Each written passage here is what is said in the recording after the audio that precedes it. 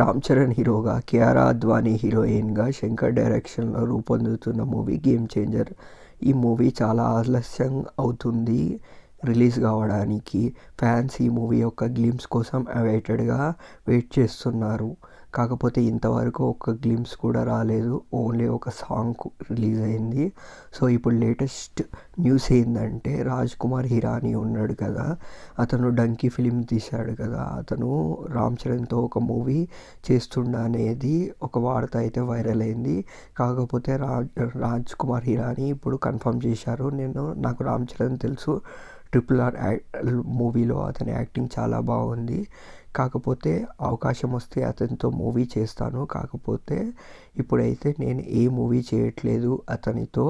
ఆ వైరల్ అవుతున్న న్యూస్ అంతా ఫేక్ అన్నట్టు రాజ్ కుమార్ హిరానీ అయితే కన్ఫర్మ్ చేశారు.